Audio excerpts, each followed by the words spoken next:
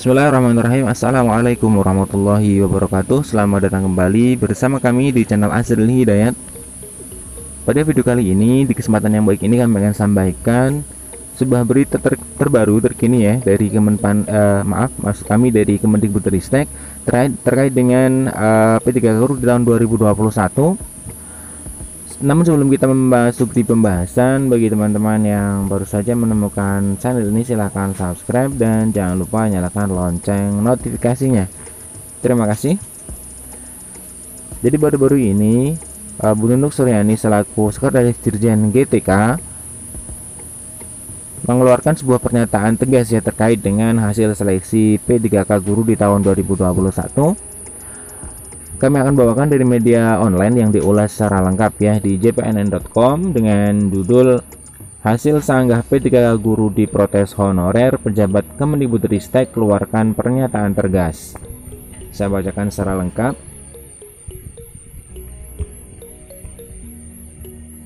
Jakarta, hasil sanggah P3K Guru tahap 1 mendapatkan protes dari honorer K2 maupun non K2.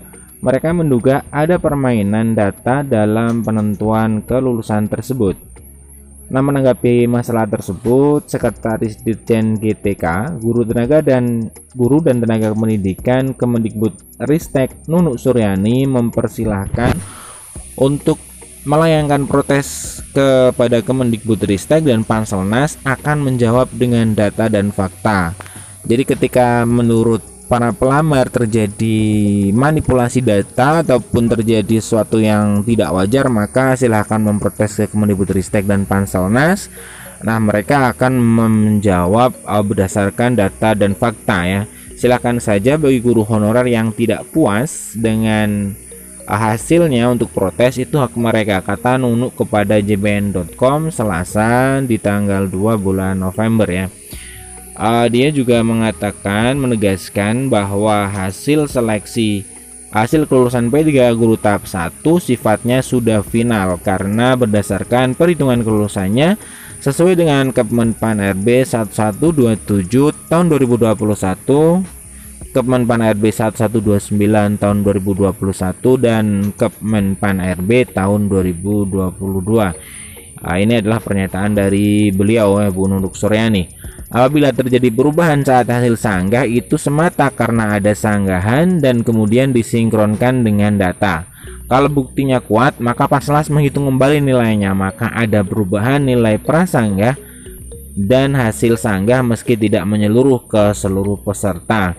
Jadi ini kebanyakan terjadi peserta yang dinyatakan lulus di prasanggah kemudian di pasca sanggah itu berubah menjadi tidak lulus ya.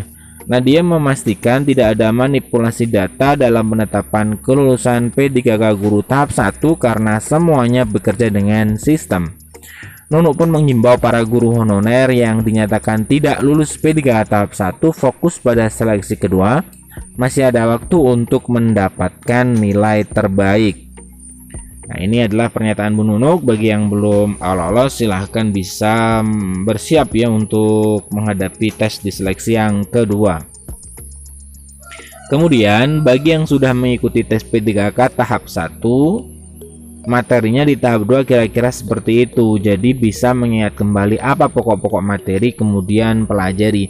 Artinya beliau ingin menyampaikan ya bahwa tidak ada perubahan materi di seleksi kompetensi pertama dan di seleksi kompetensi kedua akan sama.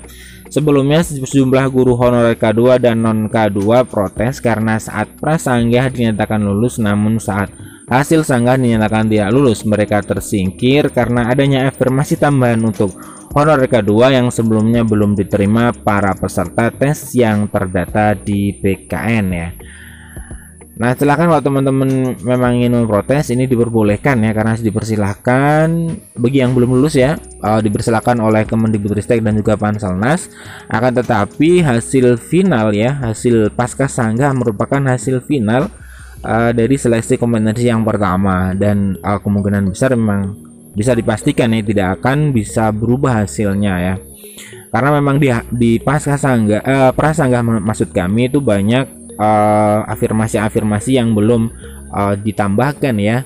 Kemudian ketika melakukan sanggah para guru-guru yang dinyatakan tidak lolos ya di seleksi tahap yang pertama itu kemudian melakukan maksud kami melakukan sanggah, dan kemudian akhirnya di pasca sanggah nyatakan lulus karena banyak nilai afirmasi yang kemudian dihasilkan ataupun ditambahkan pada hasil akhir ya, hasil seleksi kompetensi di tahap yang pertama.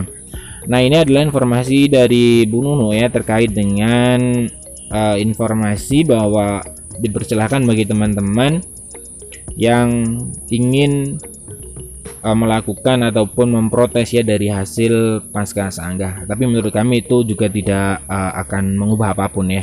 Nah, kemudian sebelumnya Bu Nunu kan sudah menyatakan bahwa seleksi P3K tahap 2 itu akan diundur ya, akan diundur sesuai dengan jadwal yang sudah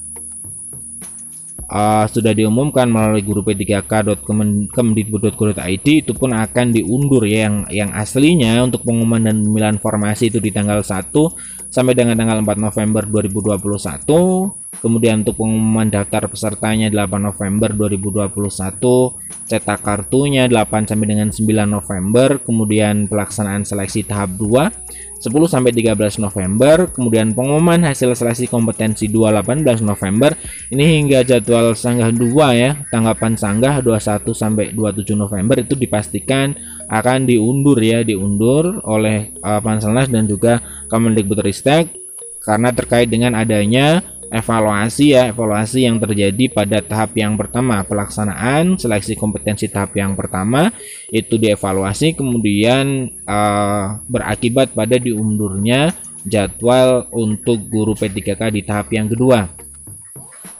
Nah, namun teman-teman, dinamika yang terjadi saat ini ya, terjadi banyak sekali pergerakan ya. Nah, misalkan dari Komisi 10 yang melakukan RDP, kemudian dengan guru-guru honorer ya, G3 HNK dan yang lain. Nah, semoga nanti sebelum tahap 2 bergulir ya, ini semuanya sudah clear di tahap yang pertama. Semoga nanti ada keputusan-keputusan yang mengiringi dengan kepastian pendaftaran seleksi tahap yang kedua dengan kebijakan yang memihak kepada guru honorer. Nah, terima kasih, sekian informasi dari kami, semoga ini bermanfaat ya. Kami akhiri, assalamualaikum warahmatullahi wabarakatuh.